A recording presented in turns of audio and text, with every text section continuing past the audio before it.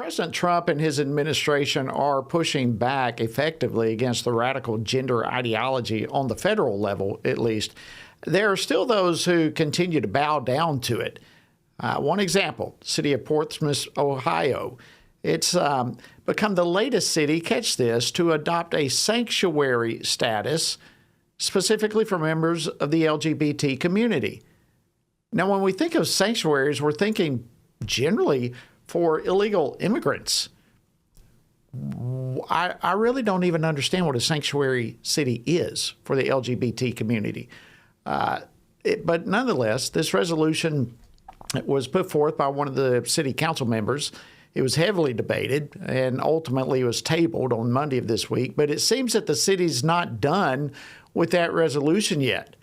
So again, why is the LGBT sanctuary city idea continuing to spread? And what are the issues behind all of this? Well, here to discuss this is Joey Sandlin, who is a city council member of Portsmouth, but he's also the pastor of the Faith Life Church in West Union, Ohio. Pastor Sandlin, welcome to Washington Watch. Thank you so much for joining us. Thank you, Mr. Heiss, for having me on today. The fight is still going on, and some of us are still fighting. It's an honor to be here with you today. We are fighting and trying to stop this resolution from being passed in the city, and we're trying our best to hold it back. It was put forth a proposal by the Young Democrats in a local university here, and one of the professors, who happens to be one of the council members on council, presented this resolution. And we have listened to over 5 hours of testimony, both for and against it. And the community is beginning to push back, thank God. And we've been pushing back. I come out immediately on it and said, no, this was wrong for the city of Portsmouth. And we've been fighting the good fight. So what does this resolution exactly do? What's it provide?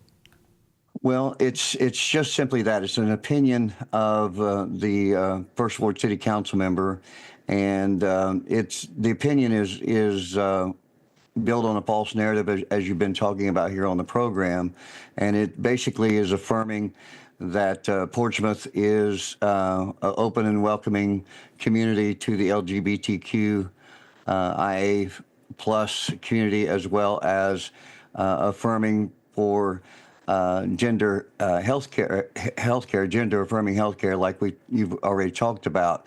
The problem with this being is that a lot of the community, including myself, don't feel like that there needs to be, a special resolution towards any one group. That Portsmouth is a very welcoming and our motto is, our slogan for the city is, where Southern hospitality begins. Welcome to Portsmouth, Ohio, where Southern hospitality begins, because we're right along the banks of the Ohio. And it is a very loving and giving and welcoming town, so to all people of goodwill.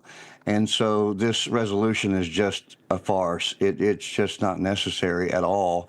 And then along the lines of the gender affirming health care, it flies in the face with a lot of laws that the state of Ohio has just recently passed in the SAFE Act, as well as a couple other laws that passed, the Saving Women's Sports Act, as well as a Parental Notification Act for teachers, that they have to report to the parents should their child be talking about, either through a guidance counselor or a school teacher or whoever, talking about transitioning or being trans. They have to report that to the parent, because we think it's vital that we protect our children.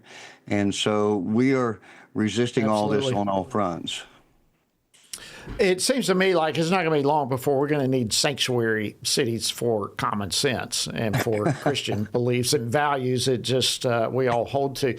But has this resolution been in the works for a long time, or was there something recently that spurred this kind of action to just pop up?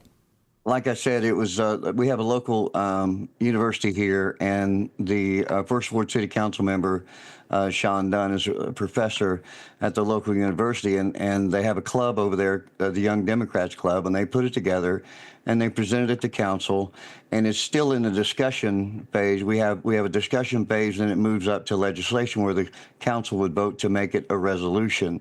And we're working very diligently and praying that this thing just dies on the discussion floor and it's not moved up to legislation to be passed as a resolution.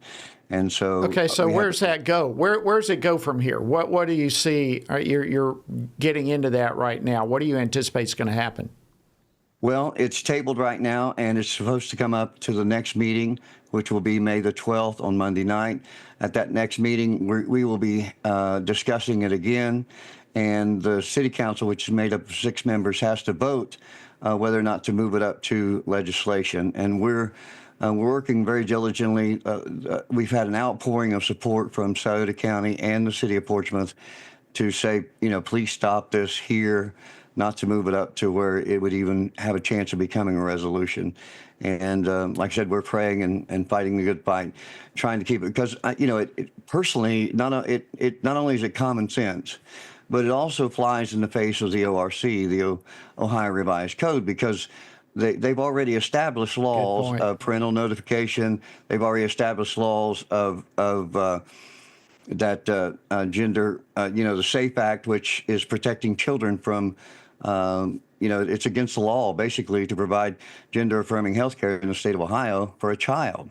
That we believe in Ohio that a child should be protected from these things until they're old enough. They're not old enough to drive. They're not old enough to buy, habitual things such as cigarettes or whatever, or alcohol or whatever. And yet we want to give them the option of making decisions, lifelong decisions about the mutilation of their body.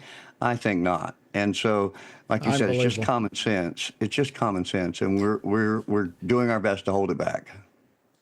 Well, stand your ground, fight the fight, and Pastor Joey Sandlin, we appreciate so much you taking that stand, both as a pastor and spiritual leader, but also as a city councilman there in Portsmouth. Yes. We are grateful for you doing so, and thank you for joining us today on Washington Watch. Thank you for having me today. It's an honor.